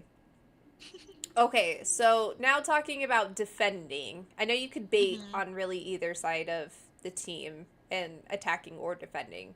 But we talked about the importance of attacking and getting the spike planted. What's kind of the Mhm. important things with defending? Obviously, we want to defuse the spike, but is there anything else with defending that we should know about, or any tips or tricks that make defending a little bit easier? Easier might be the Yeah, wrong word. I understand what you're saying. Yeah. Um, I think that one of the most important things to talk about when defending is, are you going to hold the site or are you going to give them the site? So a lot of the time, at the beginning of games especially, I'll see my defensive teammates, you know, maybe I see Brit peeking A main, and then I'm just going over here. I'm just gonna wait here. She can get on site and plant all she wants. She gets on site. She's in there. My teammates, and I'm just waiting for my teammates, and that's all I'm doing. The issue with that is it gives her the free 300 credits that her whole team can get. Oh, sorry, I'm not even looking at chat. I know, Dying I was like, wait. consistently. Dying Yeah, consistently might help my teammates in certain situations. Maybe there is hope for me yet. I think so, yeah. yeah. It's what it sounds like. Really honestly, the only times where you really don't want to be dying is if you have valuable util that you can't use when you're dead. So, you know, Clove can die pretty early on in the round. I think it's a little worse for them to die early on now just because they only have one smoke at a time after they die. But it's still more valuable for a Clove to die early than it is for example, an Omen to die early. If you're like me and Britt, and you like to play a Sentinel, you know, if I have trips up, like let's say I have this trip, and then I also have like this trip, sure, whatever. The problem with me dying early with somebody shooting me is that both of my trips that I put down now have no value. And that means that I put them down for literally no reason at all. So thinking about holding space and what that can look like for you as a player is really important. If I'm peeking heaven and Brittany just shoots me immediately and I'm dead, I'm like, oh, what the heck? Now I can't use any of my util because, you know, Cypher is super important, has really good util. Now I can't use my cage that I put down, I can't use my camera, and both of my trips are bad. So if a lot of my value comes from the util that I'm using, then I want to make sure, you know, maybe I'm unpeaking, and then when Brittany goes through my tripwire, that's when I swing and shoot and have the chance of dying because I've already given value to at least one of my pieces of util. So yeah, knowing when to die and when not to die can be really important and helpful. And part of that is knowing when you want to hold space and when you want to give it up. If you're losing a site a lot by staying on the bomb site, maybe it's time to switch it up, and maybe it's time to just let them have sight and retake with your whole team.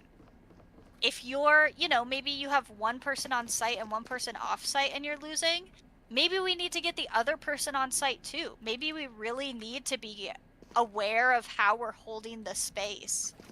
because just letting them be able to walk up and take the site automatically puts us at a disadvantage because we're basically attacking now. Yeah. We have to get the spike defused and we have to kill their whole team. In Yeah. theory, sometimes. So, yeah, definitely thinking about, you know, has it worked to be really to be really Oh, I think focused I was on right. defending. Yeah. Yeah. Or has it worked to, you know, full retake with my whole team? Or is full retaking not working and now we actually do have to start holding space as opposed to letting them on site every round and we just lose?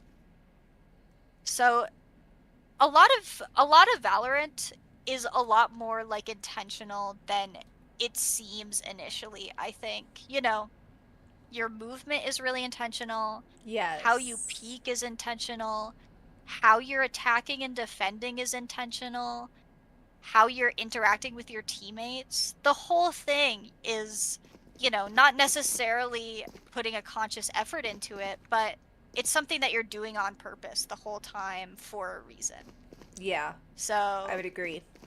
It is definitely yeah. not a run and gun type of game. There, even Hmm. though it's quick as far as the rounds, as we said, you only get a minute and 40 seconds. Like, everything is very intentional about what you are doing.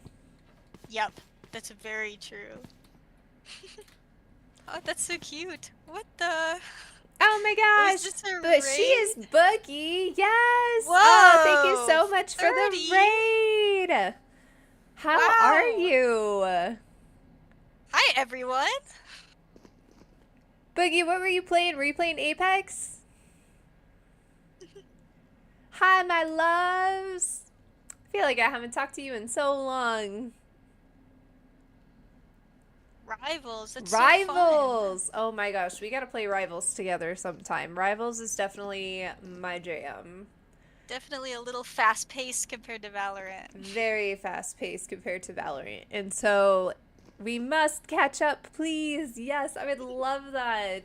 I haven't been honestly, this has been so great doing the workshops because I haven't been able to stream a lot lately with the job that I took on. So it's been really great just being back here, and I'm so glad that I could help provide a little bit of value for and comfort for some of the newbie Valorant players. So I think it's like super important to know that like even though everything is very intentional and purposeful and methodical with Valorant and it sounds a little bit intense, that like you should not be afraid as a new player to just go in and try. Everybody's got to start somewhere, you know? Hmm. And so I think being able to watch these videos and have some resources like the other people in the Gamehers app that you can connect with and play together would make it like so much easier to get to play as a new player. Hmm. And having a Yeah, wonderful coach like Ellie. I. Yeah, if anybody wants some tips or anything, my DMs are open. You can find me in the Gamers Discord. Uh, yeah, I do think that it's really important to be able to see stuff like this, and you know, Brittany's a lower rank and she's, you know, a more experienced beginner, and she can explain topics to you guys in a way that's, you know, easier to understand with maybe not having as much experience as somebody like me who has, you know, an embarrassing amount of hours on the game. But, you know, even I placed iron the first time I played. So don't be scared to get started and ask for resources, ask for help from people. Um, you know, you can make it really far if you just try a little bit and find a community that works for you, like what Gamehers provides. And Yeah. Valorant is one of, we touched on this in like the first, I know the new season comes out. I'm so excited for the new season of Marvel. I know this is not a Marvel stream right now, but I'm super freaking excited. But, crap, what was I gonna say? I just totally forgot. Oh, Was it about girls? yes, it was about girls. I was gonna say the thing about Valorant too is that like a majority of the player base is actually female. I think it's like Hmm. 54% or something of the player base of Valorant is female, those who identify as female. So Hmm. like you're already going in at an advantage of having a large female player base. So take a little solace in that, knowing at least that there's other femme-identified individuals who are playing Valorant, and they're very femme-friendly, which not a lot of games put that at the front of something that's important to them, and the Valorant game makers and developers do. So I think that's something that's really cool.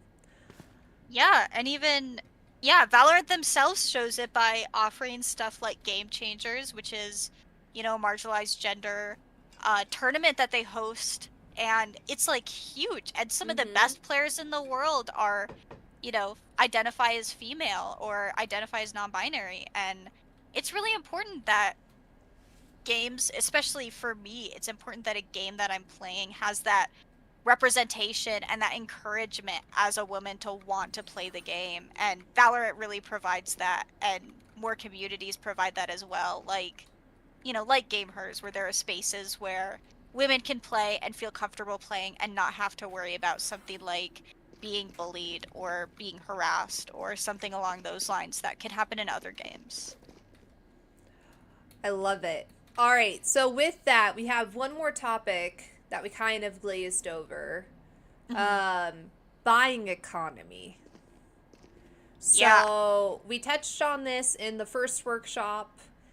We went over kind of the three main buying setups that there are, which is a full buy, a full save, and the pistol round. What kind of intermediate strategies are there for buying when you are past that kind of fundamental stage? You're like, okay, I need to buy this round or save this round. What are some kind of other tips and tricks and things to keep in mind during the buying economy? Yeah, so something that's just like not quite intermediate, but a step beyond beginner is the idea of buying or saving with your team and not just for yourself. It's really difficult to pay attention to what's going on with Valorant economy when you first get started.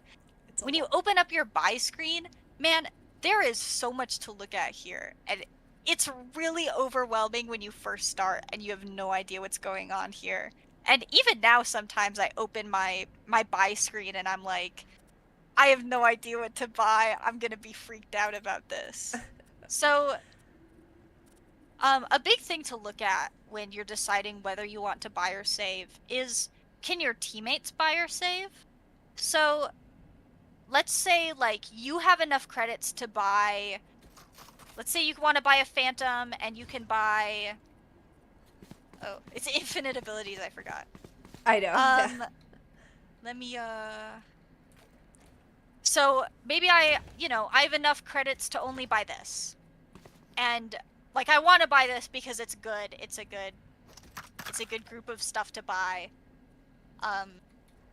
But let's say for example my teammate can only buy like a Stinger and light shields or something, and maybe 3 of my teammates can only buy a Stinger and light shields. So in my mind, I'm thinking, okay, is it worth it for all of us to have no money next round and not have the best guns this round as well as next round? Or do I want to be able to guarantee that next round we're going to have good guns even if all of us have nothing this round? So a lot of the time, I just like to go by the idea of, if one of my teammates can't buy, then we should probably force. But if 2 or more of my teammates can't full buy, then maybe we should save together. And usually what that looks like is it'll show you how much you're guaranteed the next round. So even if all of you get no kills, and you don't plant the bomb, and you don't win the round, it shows you how many credits you're going to get next round. And it even shows you, if you hover over this, it'll tell you how many credits you can get for certain things. So I'm thinking, as Cypher, I probably want to have, if this is 200 credits, then I probably want to have at least like 4,200 credits next round. That way I can buy a Phantom or a Vandal and full armor, And in theory, I can buy 2 of my tripwires. I'm This gonna is what I expand want my to be able to screen a buy. little bit so they could see that Oh, left side part. And yeah. hello, Kiki baby. Thank you so much for joining. Hello. There we go. So that left part of the screen that Perfect. she was talking about. Yeah. Oh, It I don't think it's shows gonna show it you. on mine because I have the infinite on right now. Oh no. Uh, I think if you hover infinite ability. over the little exclamation mark, it should still show up maybe. What? I think Oh, there we go. Yeah. Yeah, so you can see a little better on Brittany's screen. It shows you how many you're going to get next round, and it'll explain where you can get your credits from and how you can get those credits, which is really helpful thing that Valorant does because the economy is especially confusing at first. So, yeah. And it can help you figure out your skill set too. Like, I know as a player myself, I don't get a lot of credits for kills. I'm just not great at eliminations yet. But I'm a really great spike planter. And so that's like how I can provide value to my team and make sure that we're all getting credits and hopefully winning the round is by planting the spike. Yeah, I really like that. Or maybe you're good at like giving your teammates assists, maybe your mollies are insane and you always manage to hit a couple of them for 60 with your mollies. Yeah. You can get so many assists and guarantee your teammates to be a little bit more rich with that. Yeah. Yeah, that's a really good point. I really like that. And so if they get the eliminations, then you can at least request that Can I get this? buy. And then the credits you helped them to get, hopefully they'll repay that favor by helping you purchase your weapons. Yeah, exactly. Yeah, that's a really important thing to bring up. You can, even if you feel like you're not bringing value to your team, or maybe it's not shown when you press tab, you can still have something called hidden impact, which can even impact your MMR, which is your matchmaking rank, which can affect your rank directly. You can plant the bomb a lot, and you can, support your teammates in the fights that they're taking just by swinging with them. And that can impact your rank, your MMR, how much money you're getting. That can be hidden impact by itself. What is MMR So making for sure the ranked newbies? Yeah. Oh, MMR is a little bit complicated. And Valorant's system is pretty sophisticated with it. But it's essentially what does it stand for? It stands for matchmaking rank. So basically, it says like separate from what actual rank you are that's being shown, what rank should you be placed in with your games? And how well should you be performing with the ranks of people that are in your games? So, Okay. for example, if, let's say I'm Diamond 1 now, but a lot of my lobbies will be high Diamond, low Ascendant lobbies. That means that my matchmaking rank is higher than my actual rank, and that's beneficial to me in some ways and detrimental in other ways. Because the game thinks that I should be a higher rank than I am, and it's telling me that, which means realistically, if I perform at like an average level, then I'll rank up a little bit faster. This also means that I have harder lobbies. So it might be harder for me to do well because my MMR is higher. Ah, okay. Yeah. So it's a little bit complicated and it's a weird system at first, but basically if you just figure out how you can give some value to your team in every single game, that by itself should make your MMR go up. That by itself should tell the game that even if you're not performing well in terms of kills, you're still winning a lot and you're still doing something for your team to be able to make you win more. I love it. Yeah. All right. Well, we're kind of coming up to our time. Should we just you want to do a swift play to close it out? Yeah, we could do a little swift play. That's a good idea. Do you want to do it together or do you want to coach me? Ooh. Does anyone in chat have any preference? Do you want to watch some live coaching, or do you want to watch us play together a little bit? Watch a pro with a complete amateur. Take a sip of my liquid IV really quick. My Yes. throat's dry now. I know, all that talking. You've given so much awesome information, seriously. Thank you so much. Yeah, thank you for having me, and and thank you Gamehers for giving us this platform to be able to do this. Basically everything I'm saying is just stuff that I wish I had known when I started the game, because I stayed in bronze longer than I wanted to stay in bronze, and it would have been nice to have this information back then instead of knowing it now from all my experience. And this is what you actively coach and teach your team that you coach. So my son, for those of you who don't know, my son is on a Valorant esports team. He's a middle schooler. And she is the coach. She coaches this team of, gosh, there's like eight boys now? Yeah, I think there Give are or take? 7 currently. Yeah. Yeah, so they are all getting the same tips and strategies and analysis when she is coaching them during their gameplay. So it's awesome to see. She's so good at what she does. Thank you. I'm blushing over here. I Oh my know. I gosh. wish you were on camera. I want to see you blushing. What the?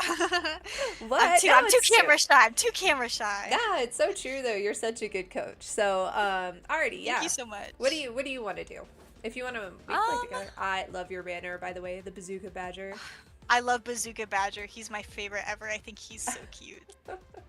Well, we could just play a Swift play together if you want, and then we can see what what my comms look like and stuff like that. What it looks like with us playing at our different experience levels. Let's do it. I will probably turn the sound off. Like, I'll probably do mics off just because it's 1, Swift play, and 2, just because we're on the Gamehurst stream, not like my personal stream or your personal stream. That is a really good idea. Because you just never know what you're going to get on the other That's side of those true. mics sometimes. Unfortunately, you can't guarantee that everyone's gonna be nice. Yeah. Alright. Well, I'm gonna instantly hover who I like to play. That's Because I probably don't mind something... filling a little bit. I don't think I ever mentioned this. Yeah, once you lock in on a person, you cannot take it back. Yeah, and especially for somebody like me, who I can play basically everything except for Initiator. I'll usually hover until, like here, I'm gonna lock in because I don't want to play an Initiator at all. So now our last I've been playing teammate Teho a little bit has more. to. Teho is super, like, has a really high skill ceiling. Really? I think he's really interesting, yeah. I like him because I like his drone, so I like that I get to gather information and still use his like bombs or whatever they're called to like it's like herding sheep. Like I like to herd them in closer and like scare the other team. Yeah. I don't know if that's what you're supposed to do with him, but that's the beauty of being a newbie. I think you said this. Like, you just get to figure things out and do, like, unique things that other people maybe don't do. Yeah, I wouldn't even... There are some things where I'll watch... Like, for example, the boys I coach, almost all of them are either older middle school or younger high school. And most of them have... you know, maybe a couple dozen hours on Valorant. And they'll do things in their games that I don't even think about. Like, I can't even fathom thinking about doing something like that just because I have too much experience almost. And am stuck in this mindset of only thinking about certain things. Oh, I think they're A. Yeah, I think they are. It's just... They're playing really slow. Yeah, they want to come out A. Recalling my One's boss. outdoor already.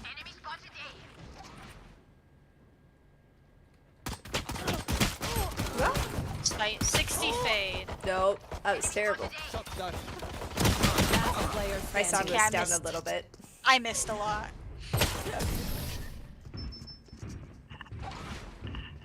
I love the what's the teacher saying of those who can do, but those who can't teach. That's me. Yeah, I mean that's true for some people. You have the concepts in your brain and you know how to convey them, and that's really important and really helpful for a lot of people. Yeah, but I think it's really unique and really nice to be able to be a new player. Sometimes I wish I could go back and do things for the first time again. Because, Turret out. man, I'm not even thinking about a lot of the things Yeah. that new players are thinking about. No peeking.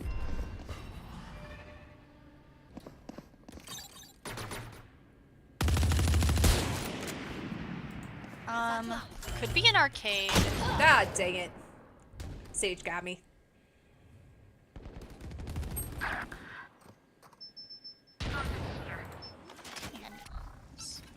Revealing area. Spike planted.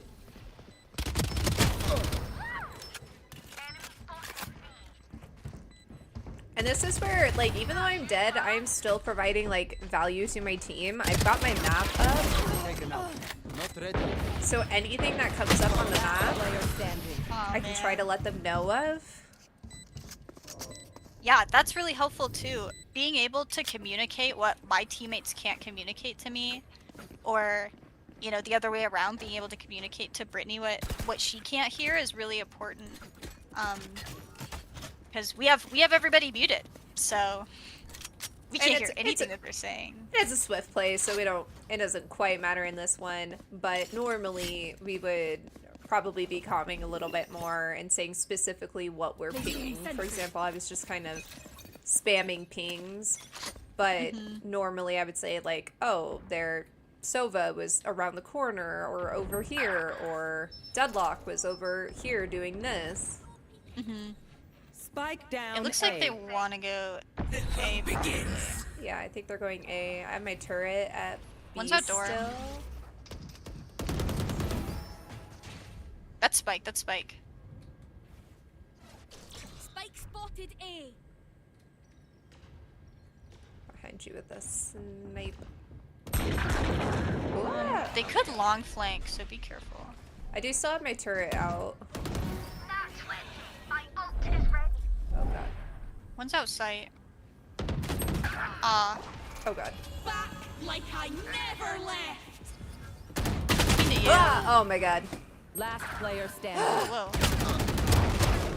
One reason I don't play this game, it scares me.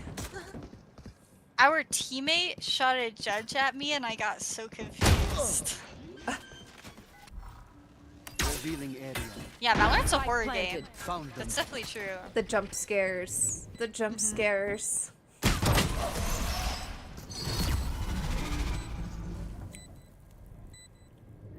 Man, I am not doing good. Last round before the switch. It's a swift play. It's a all swift good. play. It's for funsies. Right, I haven't put my turret at A yet, so I'm gonna do that.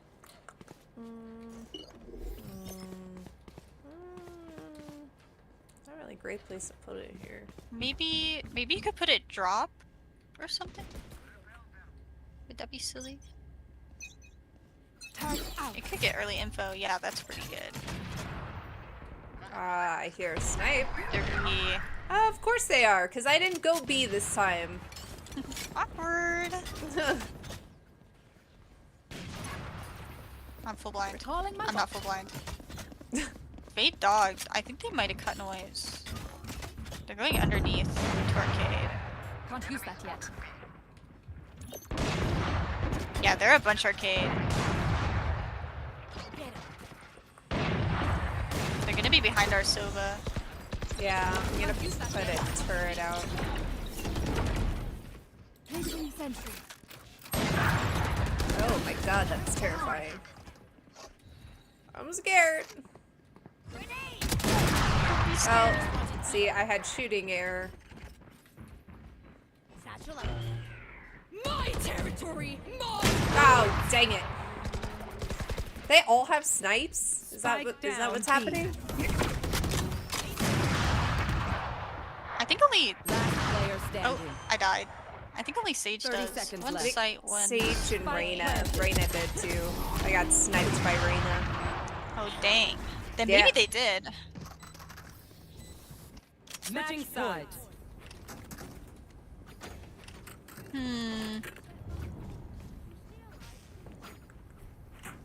Something to think about. This is just a little quick tip. But usually on first round, people will go to the closest site. So for us, it's A because the barrier is right here. So it's the closest to get to A than it is to B. Ah. So you can kind of predict it that way just by which one's closest, which one's Turn out. really, really far away. They'll probably go to the closer one. And I'm setting Are my you turret gonna- up to watch. Are you gonna flank. buy the next overpriced bundle? Probably not. Valorant's so expensive with their skins. Valorant is expensive. Like, that's one thing I really like about Marvel is, one, they give you lots of opportunities to get free skins.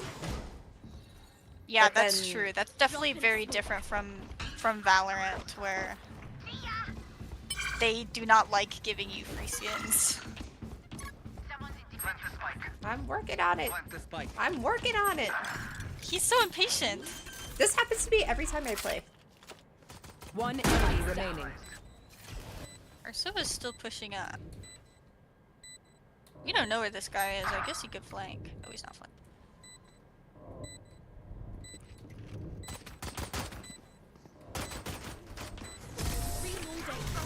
Very nice. Our Ray's there. He Oh, that's peeked cool. when he was trying to fight me, when the Reyna was trying to fight me, my teammate peeked him so that he could get an easy kill. That's something else to think about, is if you know that somebody's facing away from you, an enemy, then you can help out your teammate by getting the free kill and shooting them.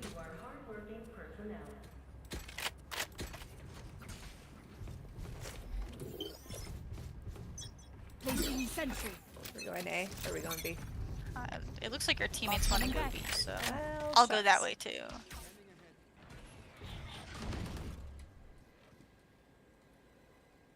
You know that at least 2 of us are B now. Can't use that. I think that saw 2 of us, so they know 3 are B. Reloading. I'm gonna try to get my turret out because it's on cooldown because I faced it the wrong way because I thought we were going A. Placing sentry. Yeah, if this was ranked, I'd call to rotate, but Turret destroyed. nice. We have sight. Gun here. Reloading. Lights down. Enemy spotted B. One's arcade. One enemy remaining. Last one's unknown. I guess he could be main. Placing swarm I grenade. know where he is. There he is. Nice! Good job. I found him!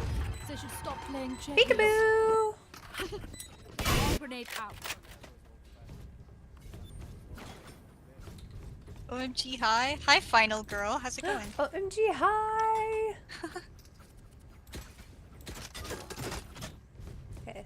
I'm gonna wait to know which site we're going to before I put my turret down this time. That's fair. I noticed that we're kind of going. We went A and then B and then A, which is a bad pattern to get into. It's really predictable. Turret out. Oh, I should have bought, huh? I forgot this was a swift play. Oh. Oh. Wow, I died so fast. I'm so scared right now. I believe in you. He's one tap. He's one tap. What the? My teammate needs to chill out.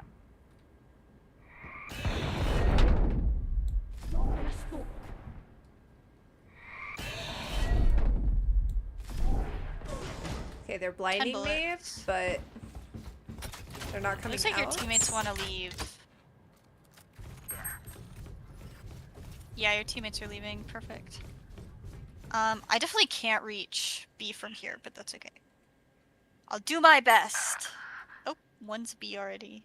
Oh, Probably just didn't rotate. Right here. I'm scared. Recalling my boss. It's okay. Gone. Can't use that yet. 30 seconds left. Nice.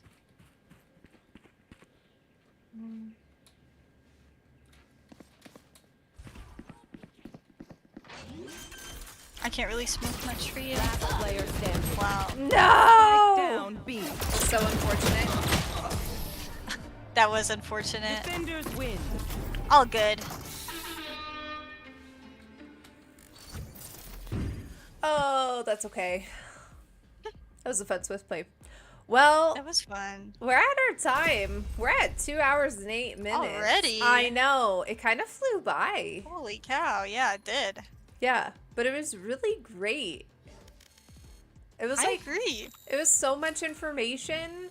It's like, oh, it's great. Like, between the 3 workshops that we have, it's, I think, like a really, really good beginner, intermediate, like, information knowledge base. It goes in such a nice order too. Like, everything is really broken down for you guys, from gameplay concepts to settings to the agent overviews. So we've got one more coming up in December 17th. So we've got a little bit more time between that one. This one we wanted to get to in November before Thanksgiving. If you're in the States, if you're in Canada, you have a different Thanksgiving. But it was so much fun. Ellie, thank you so much for doing this with me. Yeah, I had so much fun hanging out with you and teaching. It'll be I great. always love this. Yeah. Yes. So if you guys want to know more details about when the next workshop is, the final workshop in December, it's going to be December 17th, like we said, and then just follow on the socials for the time or on the GameHers app. And you can also sign up to be part of their 1v1 Me tournament that they are hosting, I believe in February, February, where you will go head on 1-to-1 with other players in a tournament for a $100 gift card, I believe is what they're giving away. So, Wow. all right. So if Very you- nice. If Yeah. you think you can win that, Ellie, you probably could. You should join that. This was so cool. might have Definitely to. gonna go back and watch the VODs. Do it. So if you go to the videos on the GameHers page, those videos and the VODs are gonna be there for you guys to watch. So don't be afraid to go back, watch, learn, practice, and come to the December workshop with your questions. We are totally here for questions and topics of what you want to cover for the next workshop. So I hope to hear more from you guys in the future. Yeah. And I'm in the GameHers Discord, so make sure if you're not in the Discord, you join that. If you have any questions or things that you want us to go over next time too, feel free to DM me. I can give you all the tips and tricks, answer all your questions, and add stuff to next month's workshop too. Yes. And Brittany's also in there, so I am. DM her. Yeah. I am. So thank you guys so much. And thank you to our sponsors too. Liquid IV gave us some amazing drinks and they're so good. I always love Liquid IV. I drink it at work and everything too. So I have it all the time.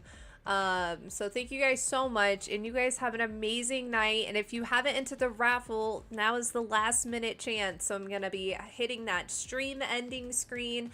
You'll still have a couple more minutes to click that link and enter in for a $25 merch store gift card for the GameHers. So you guys have an amazing rest of your night. Have an amazing end to your week. I hope everybody has a great week and weekend. And have a wonderful night. All right. Bye, guys. Bye-bye. Yay!